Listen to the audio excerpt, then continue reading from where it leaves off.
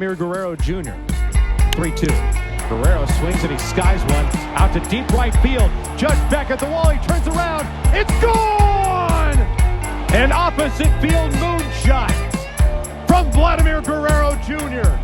His 42nd home run of the season. What's going on, bro? How are you doing? What's going on? Not much. How's the internship going?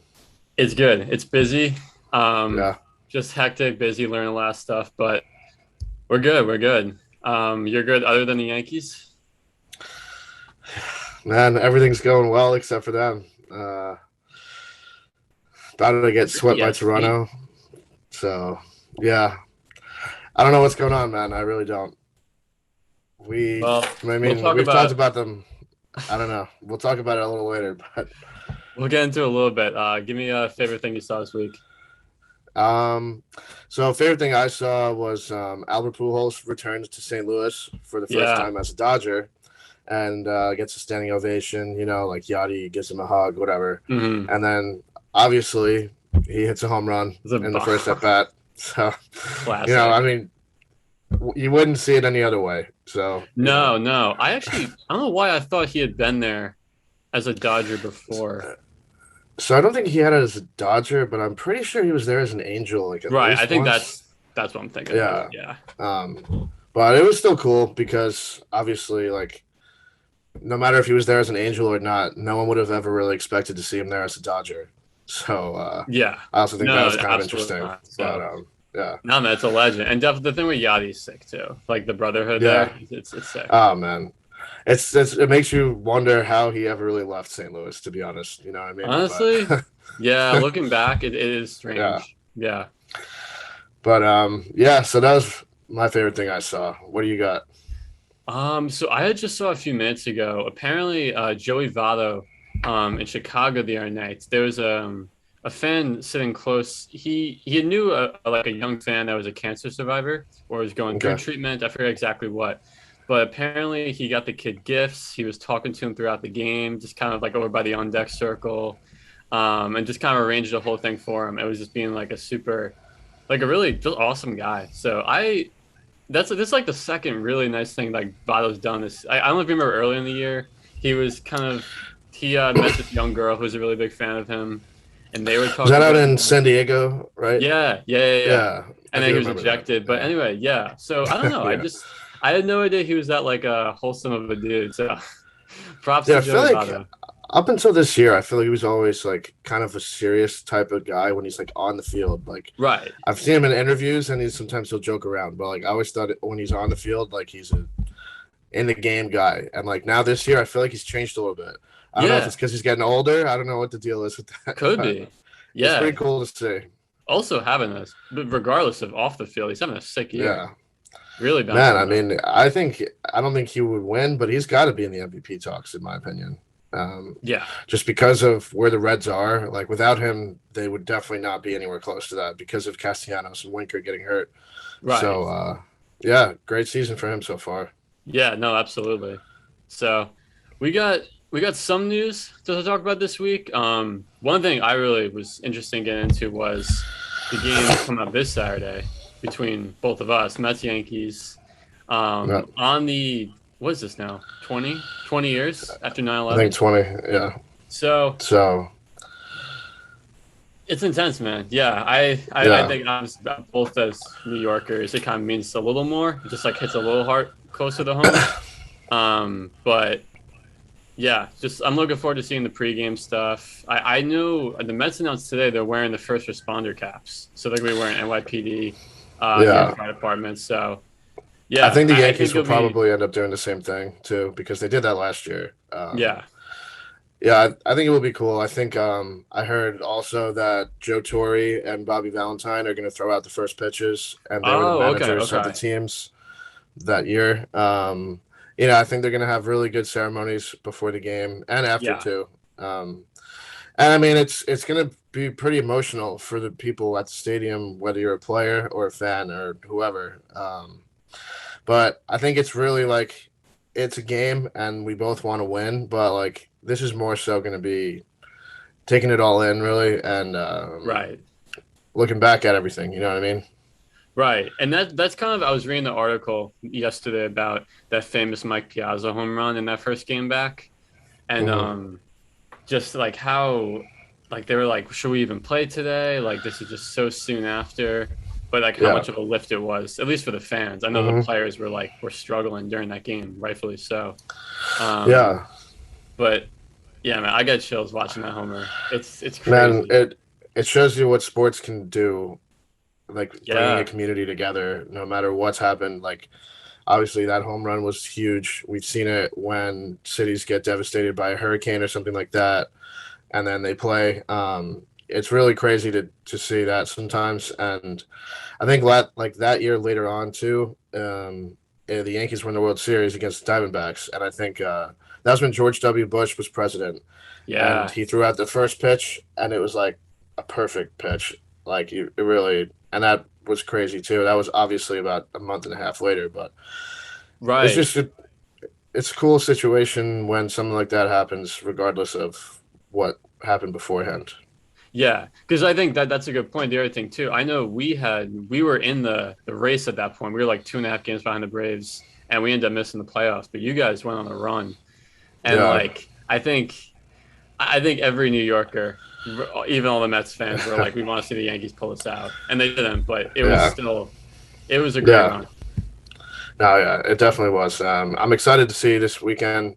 Plus, there's going to be good games Friday and Saturday and Sunday because obviously we're going to talk about it later, but we're both still in the race. So these games do matter. So it's also going to be a fun weekend in that aspect too. So no, absolutely. But yeah, much love to city of New York.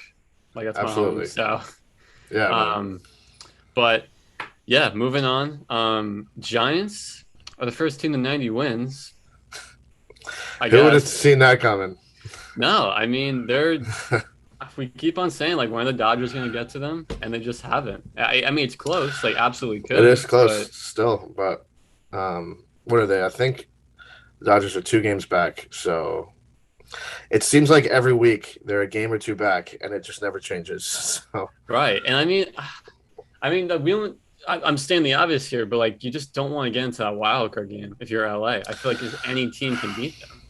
If it just as good as as good as Scherzer's been, like it's 1 game, so he could pitch the best game of his life, and it could be 0-0 in the 9th inning, and Joey Votto or Eric Hosmer could hit a home run, and that's your end of your season. You know what I mean? So you definitely want to get out of that.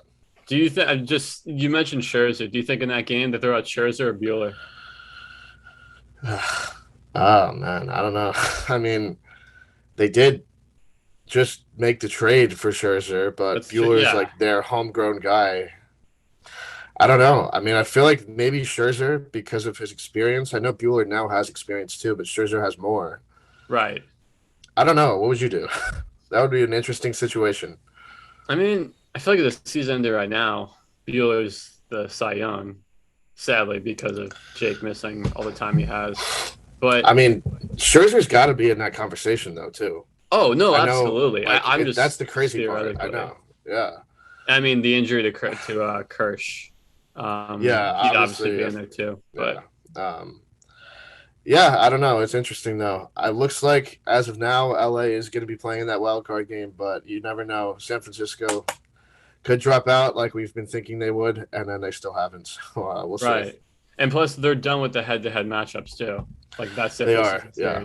So. I mean, we'll touch on Sanders a little bit more later, but and similar note, Boston has taken over the top AL wildcard spot from you guys. Yeah. Yes, they have. Hunter Renfroe had quite a game yesterday. He did. And none of the Yankees have had quite a game in about a week now. So no, and that sounds about right. But it's funny, like when everyone's hot, we're rolling. But once 2 or 3 guys shut down, the whole team shuts down. That's really like the MO of this team, though. I feel like because I agree. Like because Judge was so hot, and he just kind of got a little cold now, and like Stanton did at the same exact time. and then Gallo did too. And so you're kind of counting on guys like Gardner and Velasquez and Torres and Gio to step up, and they haven't yet. Yeah. Plus, the pitching hasn't been fantastic. It hasn't been horrible, but Tyone hasn't been the same recently. Yeah. Cole, we'll touch on him a little bit later. Hoping for the best in that situation, but yeah, I mean, Boston, give them credit, they've hung around this whole time, and they're only a half game above us, but Toronto is surging. We'll talk about that later too, and Seattle and Oakland are still hanging around too, so it'll be interesting. This is like a 5-team jumble that really could go any way, I think, in the next few weeks. So yeah, no, definitely, and we'll get into it a little bit later. Want to talk a little bit about as well the Hall of Fame induction ceremony, which was yesterday. It was pushed back a whole year because of COVID, but obviously your guy DJ in there. Yeah. After 20-year career, I'll run through a few of the stats, but then I want to hear your thoughts just as a Yankee fan. But I mean, 3,465 hits, 14-time All-Star, led the AL in hits twice, 5-time World Series champion. I don't have to go through all of them, but yeah. That's quite the resume. Man, Jeter's one of my favorites. If you're a Yankee fan, how could he not be? Even if you're a baseball fan, how could he not be? Let's be completely honest. He's one of the best postseason hitters of all time. He batted above 300 in 158 postseason games. Had 200 total hits in the postseason. He was the 2000 World Series MVP. When he hit 409 against you guys that year in the World Series, which is pretty nuts. Yeah. Listen, I mean, he was a Rookie of the Year winner in '96. He finished in the top 3 MVP voting twice. He never won an MVP, which could be up for debate with certain seasons he had. But regardless, his career batting line is .310 batting average, 260 homers, 1,311 RBIs, 817 OPS, and 358 stolen bases over 20 years. Damn. There's not much bad. You can't say anything bad, really, about Derek Jeter's career. He was always out there giving it his all. He always wanted to get better, and he always he knew that everything was about the fans. And, that's what he said a lot in the speech, thanking the fans and stuff like that. He said something pretty funny, too. He was like, thanks to all the writers for voting for me, except the one that didn't, whoever that was. So you give him a little... I won't even give him the time of day. I won't even talk about it. Forget it. Probably just to get people to talk about it. Exactly. Why. So we will refuse to do that. Yeah. But yeah, I mean, like you said, he's got 3,465 hits. I think that is 6th all time on the list. Okay. Obviously we've got some greats right now that are climbing up there. I think Albert is at about 14 or 13 on the list right now. Yeah. So, I mean, listen, if you're 6th all time in hits, you did something right. So, he was great to watch. Obviously, I only really remember watching the 2009 World Series, but I've obviously seen highlights of the ones prior. But, man, I remember that World Series against the Phillies pretty vividly, and he was great the whole time. So, good for him, man. It was awesome to see. I remember when he got 3,000 hits on the radio. Like, I remember the day it happened, listening to it. And then there was, of course, the walk-off for his last one. So, I mean, we could go on and on with moments of his. But, yeah, really, really awesome career and a good guy, too. So, yeah. And, hey, man, he's the Marlins CEO now. So, he's kind of brought that I actually culture forgot about that. There. Like, no joke. Yeah. It's cool, though, because I think he's trying to bring, like, the winning culture and stuff out there because, let's face it, Miami's organization has never really had that. No. So, obviously, Jeter's kind of started to bring that over. He's done it with guys like having Miguel Rojas, Jesus Aguilar, guys like that. And, like, young guys like Jazz Chisholm and all them look up to him and they get to talk to him and stuff, which is pretty fucking cool, too. Imagine. That is cool, yeah. You're playing right now and your boss is like Derek Jeter. Like, that's pretty cool. It was pretty sick. How How long ago did they buy the team? Like 4 years, 5 years? I think it was. Well, it was the year before they traded everybody, so it must have been 2017. Okay. Because, remember, right when he came in, he traded Stanton, Trades. Yelich, Ozuna, D. Gordon, everybody. So, Yeah. I think it was 2016 or 2017. Okay. Yeah. So I guess too early to tell on his tenure there, but we'll see. Maybe he does change the culture a little bit. Yeah. One guy I thought it'd be cool to talk about too. Less of a household name, Larry Walker though. So his 17-year career, most of it was like before our time. He retired in 2005, I believe. Yeah. But some sick numbers with Colorado though. Yeah. I know Coors, the argument's like, oh, Coors like inflates your stats. It's true, but I watched a video. I don't know if you ever watched like Foolish Baseball. Yeah, I've seen it. Yeah. He did a whole video about Larry Walker's case and how good his stats actually were on the road.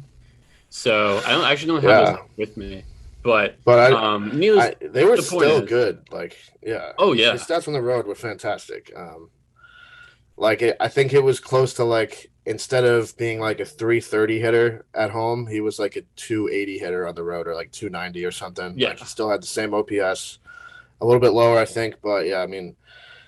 Also, he's one of the last guys that we're going to see get inducted anywhere that was played for Montreal, because he did play 6 years there, and like obviously we're running out of time for guys that played for Montreal to be getting inducted into the Hall of Fame.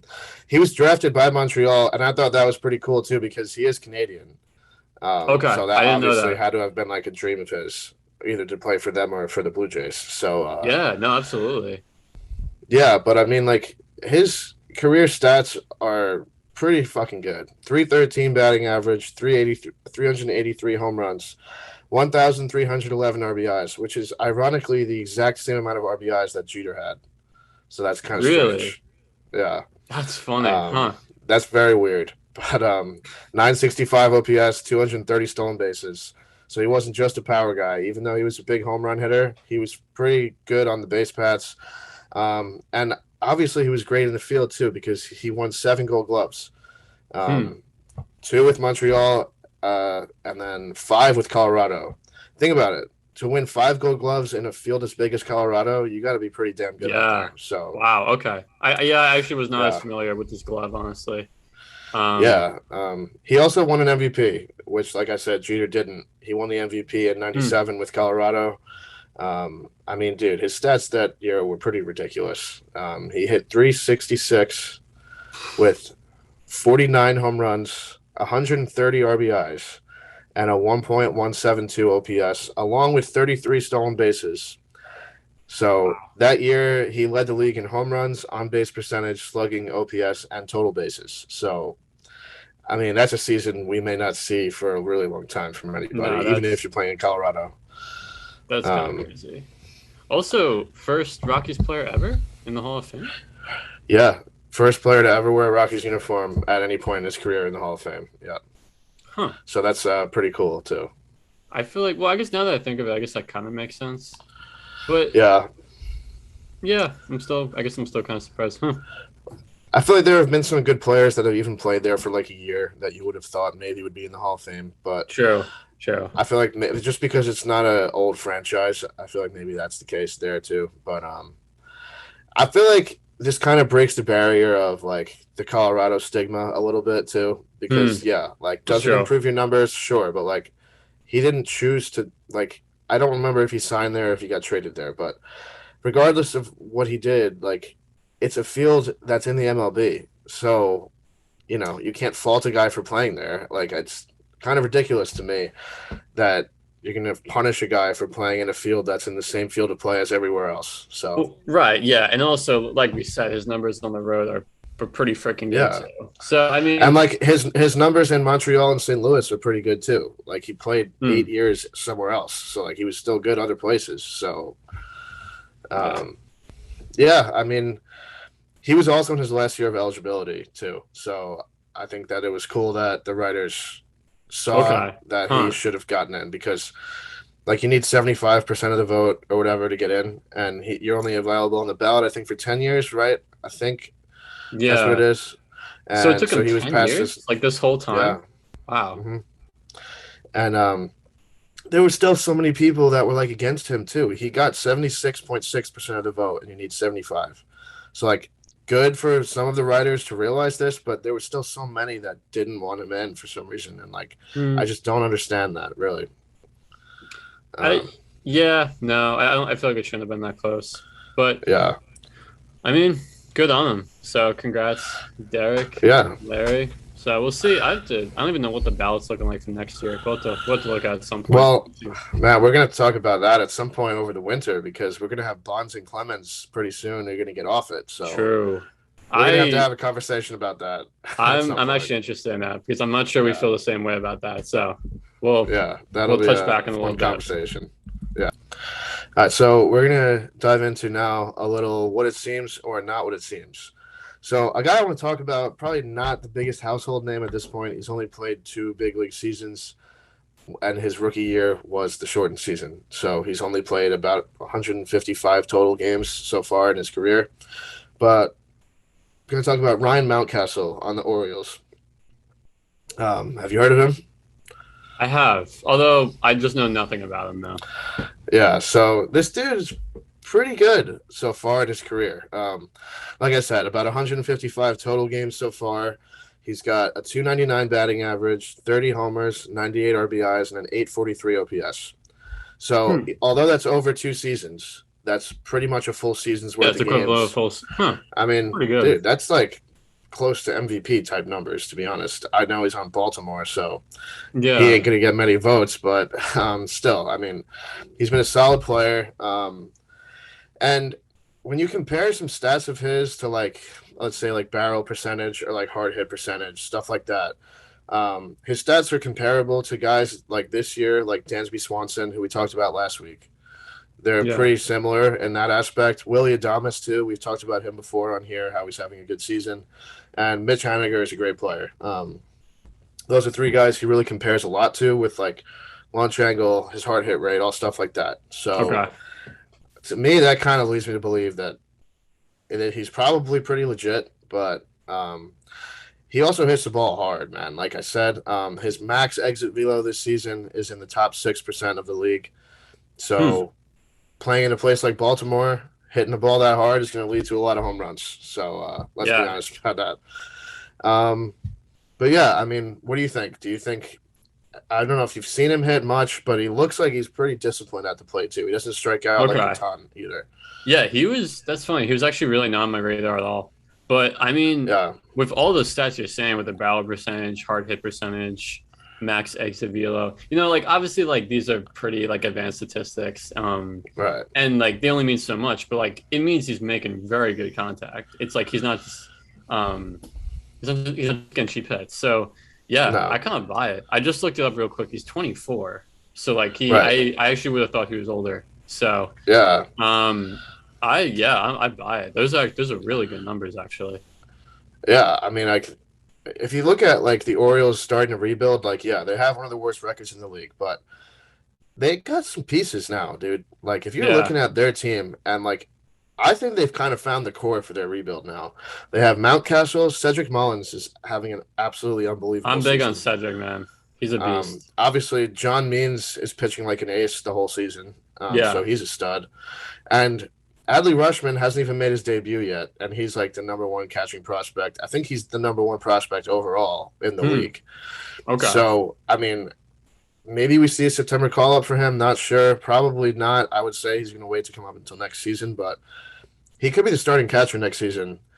If they got those guys there, I mean, that's a pretty good starting point to start to come back from the rebuild, in my opinion. Right. I mean, you also I forgot about Mancini too. Yeah, so I feel like what's interesting though is that we've talked about Mancini, like we talked about him before the trade deadline and stuff like that. Yeah. So he's a free agent after next season. So also Ryan Mountcastle plays the same positions as him.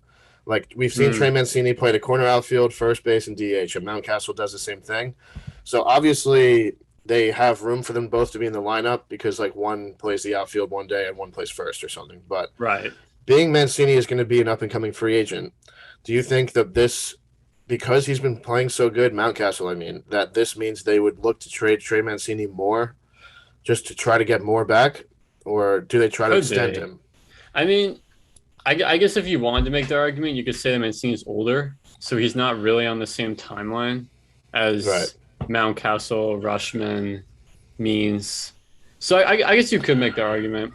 I would. What I think is important, though, in a rebuild is like to have a veteran there. That's true. Like, Yeah. you know what I mean? Like, I think like that's why the Tigers didn't really look to trade Miggy that much, even Huh. though his contract had something to do with it. But like, still, Right. I think like having Miggy there right now with all these young guys who are starting to actually show up is like pretty helpful because imagine having a guy like Miguel Cabrera to talk to, or like Trey Mancini isn't at Miguel Cabrera's level, but like obviously he's been around now for a Yeah. while. No, the point's taken. And Yeah. he's a great player. It's like, I think after what he went through with the cancer stuff too, and that the Orioles backed him up with everything, they were really good with everything.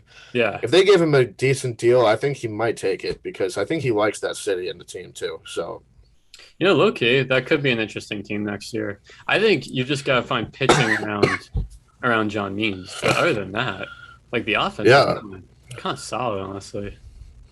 like they got some pieces. Like I mean, I've seen them obviously a lot because they play the Yankees a lot. Yeah. I mean, they just have like they have a solid offense really, and like Cedric Mullins really is an MVP candidate, and no one's talking about that because of how bad Baltimore is. But I Yeah. mean, dude, he has more homers than like a lot of guys that you'd think would have more than him. I think what does he have right now? Like 33. I don't know how many homers Mullins has, but it's up there in the league lead. I think so.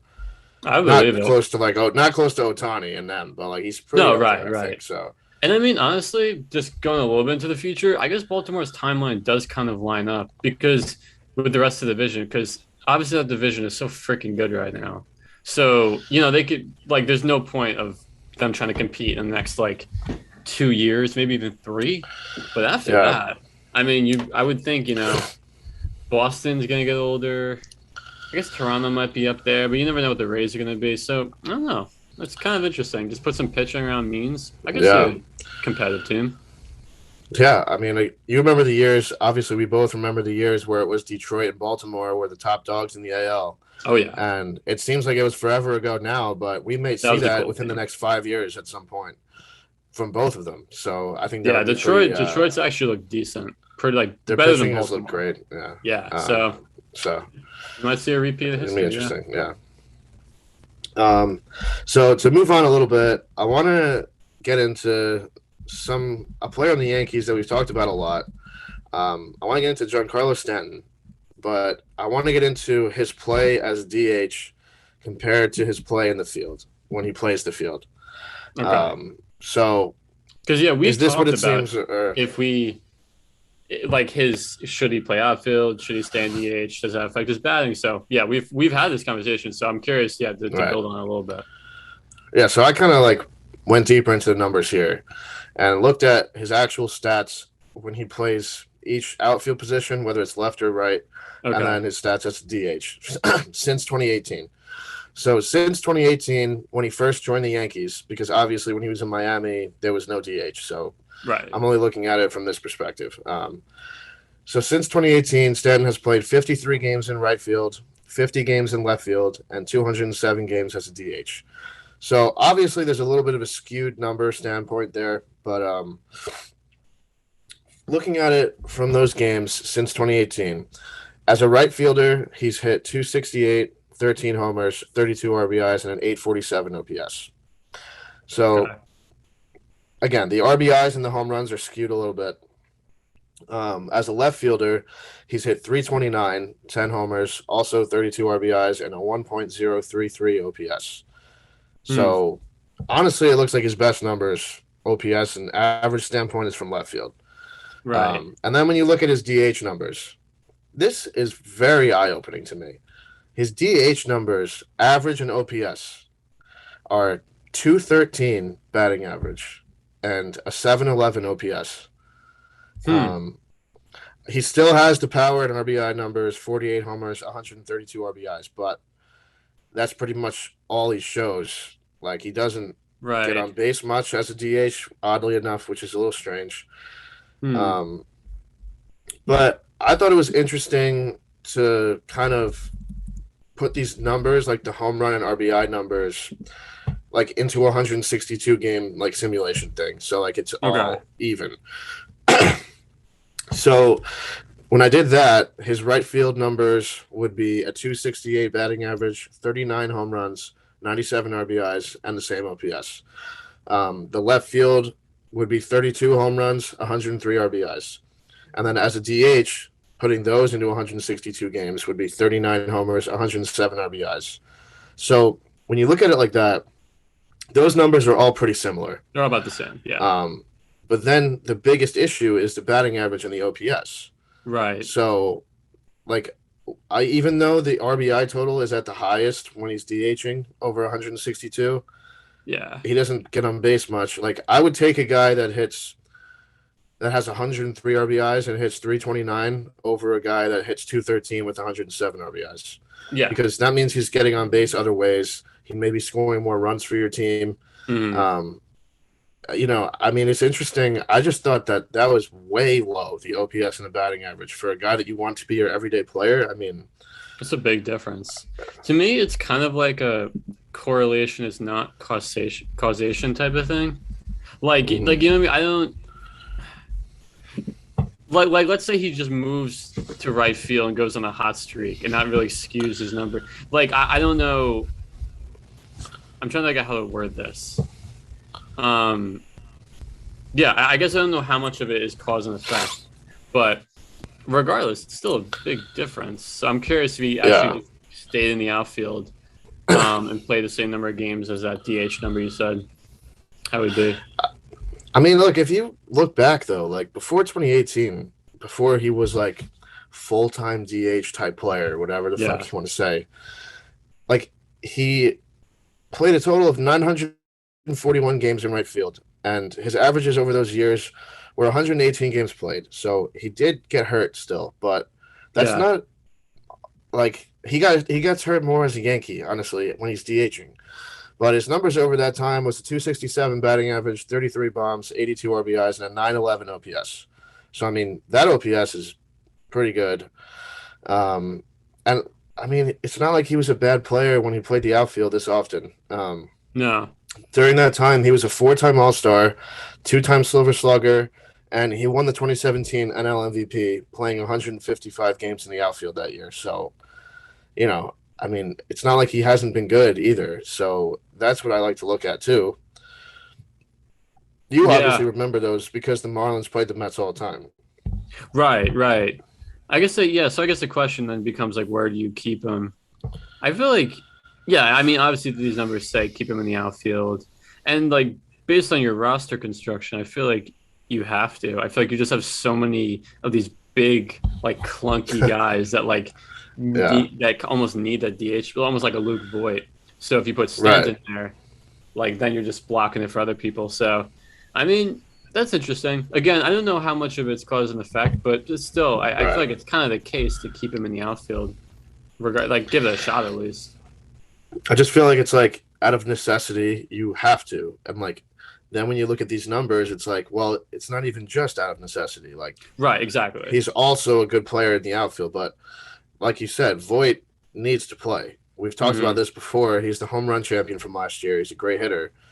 You can't be sitting him because you have to DH Stanton, who is probably one of the most athletic guys on the field at all times. And then you're going to stick him at DH. It's not like he's Big Papi. He could play the field. Like Stanton's a good outfielder. He's a great athlete. He has a great arm. Like there were times where he was in Gold Glove Award consideration in Miami. I don't think he ever won one, but like he was in the conversation for sure. So it's not like he's a liability out there either. Like just hitting aside, he's a good fielder. So right. And it'll be interesting. I say this, I don't believe in jinxes, so I'll say this, but he stayed healthy this year so far. And like I don't know, maybe he's figured something out.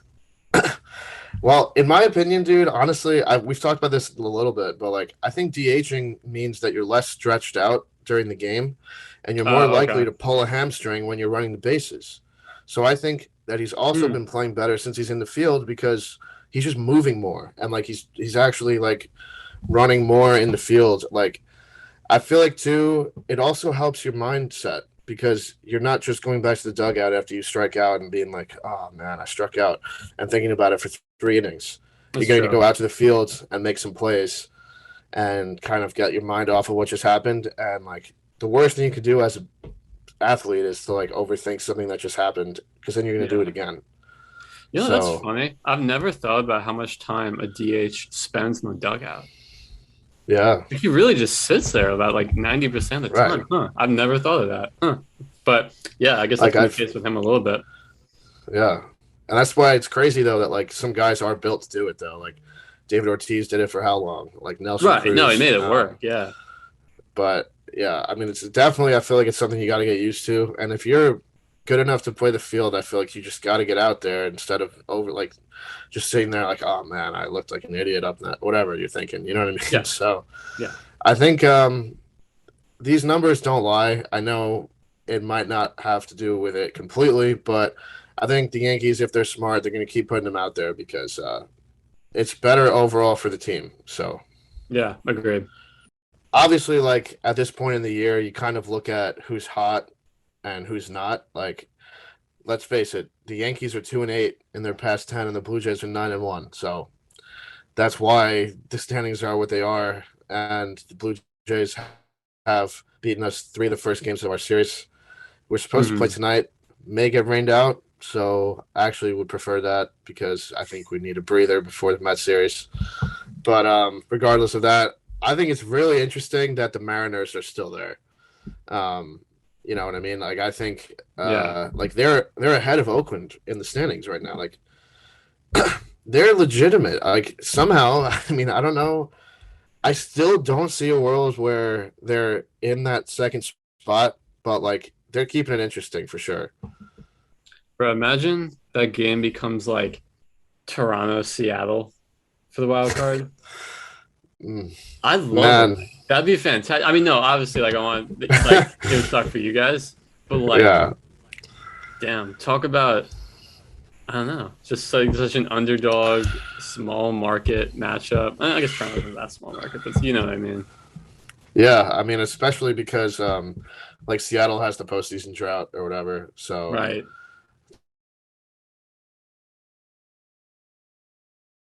Cool.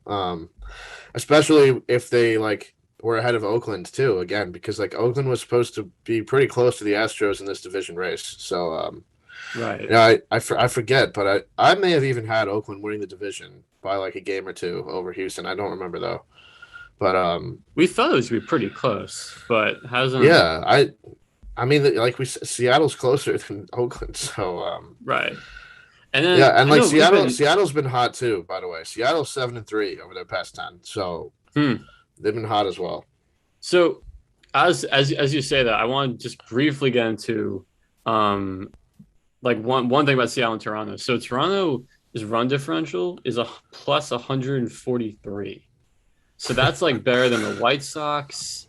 That's about 100 runs better than the Yankees. So like. I know we said this a lot. I think they're legit. Like that. Yeah. I think is a really good statistic for if you're legit or not. And then on the flip side, Seattle is minus 53.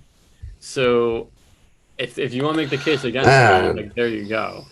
Like that's kind of fraudulent. Bro, the fact that that's what their run differential is and they're still this close, it doesn't even make sense. Like. I don't even understand. They're basically winning like every one-run game, I would assume. Wow, yeah. I mean, I guess stranger things have happened, but that's if a team makes the playoffs with a negative run differential, I don't know. Aside from last year, I don't know how often that's happened. Obviously, last year there was like the expanded playoffs, but right. Yeah. So we'll check back in next week see if it's changed. But NL wild card now. Still Dodgers first. I mean, well, they're 13 and a half games above the second wild card. It's like that's not true. Yeah. But no. San Diego, as we speak, is 1 game up on Cincinnati. Philly's 3 behind, so they're there. St. Louis is 3.5. And not that I should really mention them, but the Mets are 4.5 behind, if you're wondering. They're there, dude. They've been playing hot. Right. They're sure. Yeah, they're there. um, yeah, I mean, Padres are such an interesting team to me. Like, I mean, you probably would have predicted the Dodgers and the Padres. One of them gets the top wild card and one gets the division. No one was saying anything about the Giants. Right. But obviously the Padres haven't been great. They're kind of streaky. They remind me of the Yankees, to be honest with you, like streaky wise this year for some reason. But the Reds, man, I still believe in the Reds.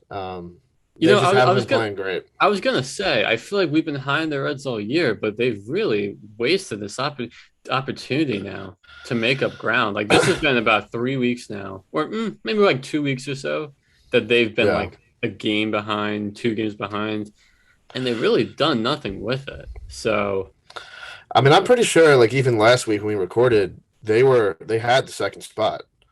Like they've had that second spot a few times, and they haven't really like gone away with it. They're 3-7 in the last 10. Yeah. Like I feel like I have more confidence now in San Diego than I did like a week ago, 2 weeks ago. So yeah, Blake Snell obviously way better too. Right. That's what we said last week. If they need to do anything, Snell's got to look better, and now he's what? Yeah, he's almost thrown a no-hitter like twice. So, figured something. I mean. But, like, going back to the NL East teams like you and the Phillies, you're not that far out. I mean, I do think you both have a better shot at the division than the wild card.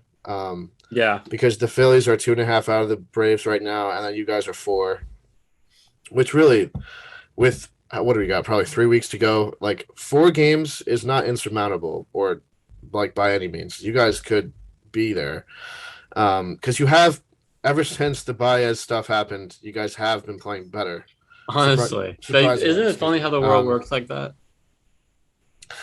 I mean, hey, it's almost like giving you guys better vibes somehow. And, you know, I mean, right now it's like you're 70-70, but like it doesn't feel like you're 70-70, like record wise. Like I just feel like you have a better record than that. I don't know why, but like maybe it's because you were at first the whole season. I really don't know. I guess so. I don't know, man. We beat up on the Nationals a little bit. We've taken some from the Marlins. Like they've looked better, but like, yeah, I don't know. I don't have a ton of confidence.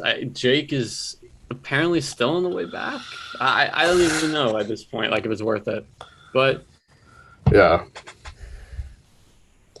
I don't know, man. I mean, I think like we've talked about, the Phillies have the easiest schedule, but it's true. Yeah, but they've done nothing with it. I don't know. They've looked a little bit. I don't know.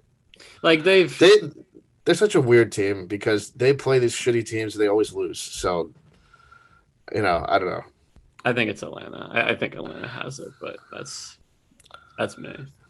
So yeah, we're gonna move over a little bit into some injury updates. So Garrett Cole left game on this past Tuesday with a left hamstring strain. So, I mean, yeah, man. I mean, it was scary. I was watching the game and I was like, oh, like he went to the trainers like to come out. Right. So he knew something was up. I was just hoping that it wasn't an arm injury, which it's not. Oh yeah. So that's better.